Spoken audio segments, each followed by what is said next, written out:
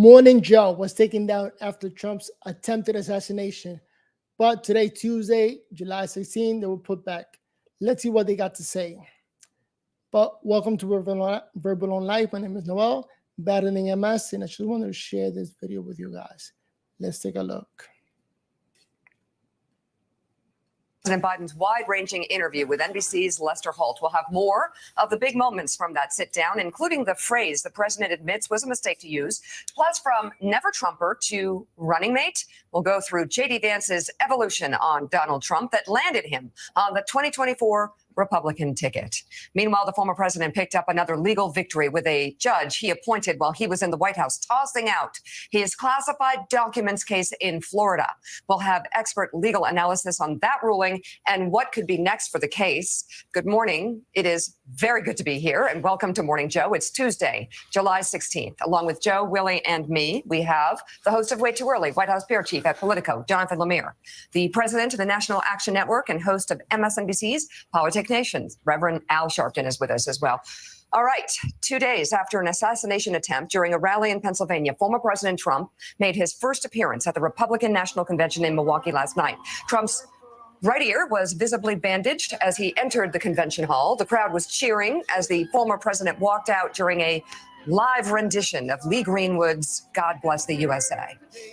Meanwhile, new details are beginning to emerge in the assassination attempt investigation. According to senior officials, forensic technicians are working 24 hours a day at the FBI lab in Quantico, Virginia, analyzing the cell phone, laptop, computer, and of shooter Thomas Matthew Crooks. They successfully gained access to his phone earlier in the day, but the search of his electronics have yet to reveal a motive. This, as we're learning, the FBI is now investigating the shooting as an act of domestic terrorism.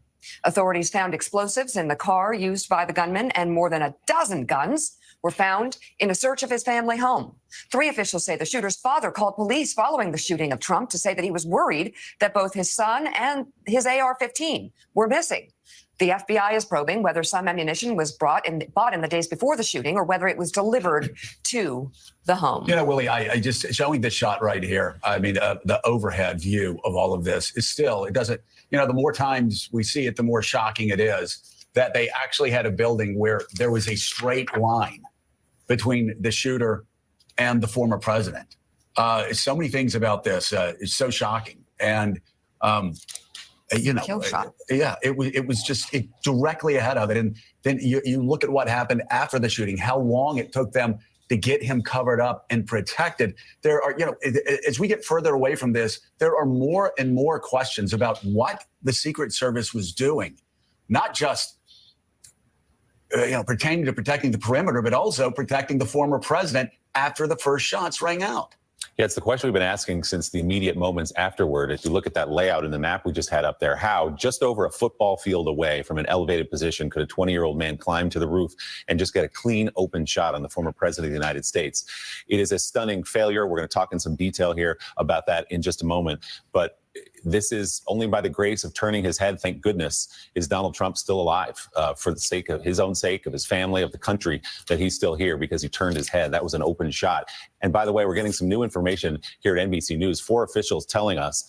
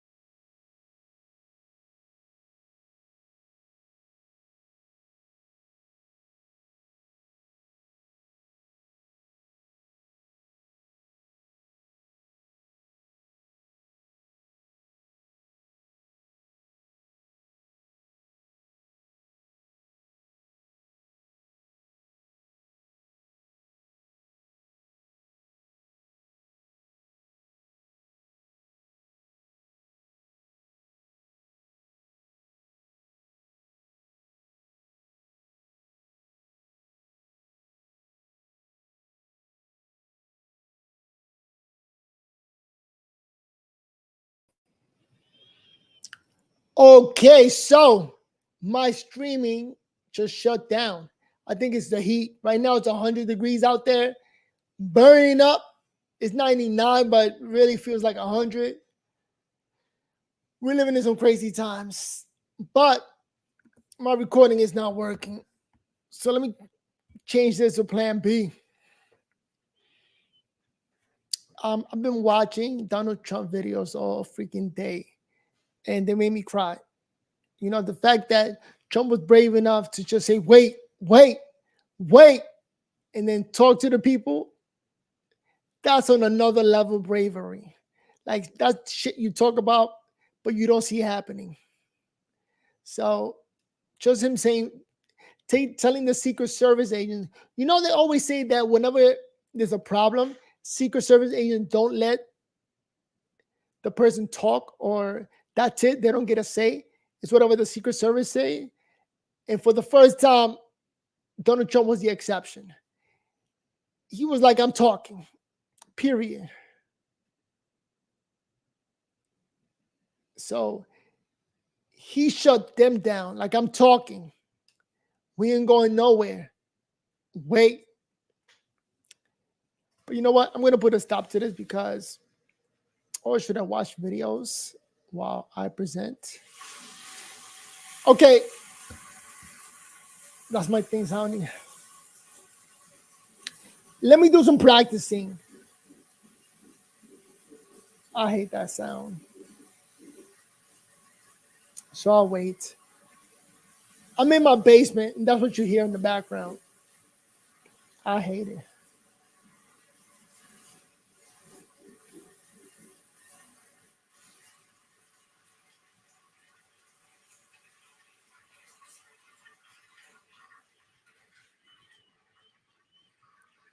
I'll say this much. My name is Noel, and I'm battling MS. This is my way of battling MS, right? Coming online and talking into a microphone, into a camera. Because if you don't know, when you have MS, you start to lose functions, all right? Functions of talking, moving your hands, moving your feet, walking, thinking straight. So my solution is do as much as possible. Do as much talking as possible. I could barely walk. I used to love going to restaurants, but now the only way I could go to a restaurant is in a wheelchair. I don't have the strength to go from the car to sitting down in a restaurant. It's just not humanly possible. I do walk around as much as possible around my house. I bought a house and I get to climb upstairs and downstairs and walk around the house. And it's extremely difficult. That's my daily challenge. Can I get downstairs to the basement? Because I have no elevator. I gotta walk. So to you out there, if you're sick or disabled, just push. Keep pushing. Don't give up. Okay? So me talking and moving my hands and doing as much as possible, it's my solution to this problem. And I love people that are brave enough to just push forward.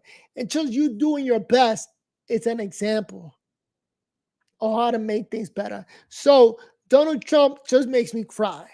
When he was out there, came this close to dying and not giving up. He just came off as a strong man, and that's how you behave when things are chaotic. Like a pandemic or a pandemonium is occurring. So bullets flying, it's a reason for you to be shocked and go through PTSD and not move. But this man kept moving. So with that said, I'm going to keep moving. I'm going to keep walking and talking. Try to present a better, try to create a better experience for you to watch this video. All right. And try to create my best. It's not easy, but life is not easy. So the only thing we can do is just push forward. Hopefully this reaches your ears and you jot down your opinion. Give this video a like. Keep motivated, continue to make more videos, and let's see how far we get. Because I'm going to do as much talking. I'm 45.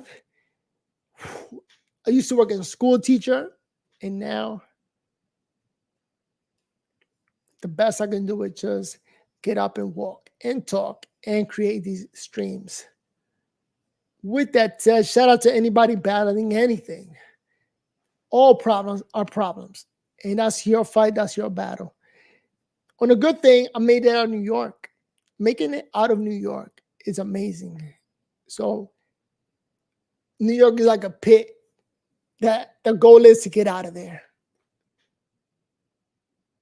It is a real pit that there's a lot of people that are trapped with that mentality and that workaholic mentality, just living in a tunnel, living in a cave. All right, I'm going to end the stream here, and I'm going to go have a seat over there and take a look at this recording. Verbal or life.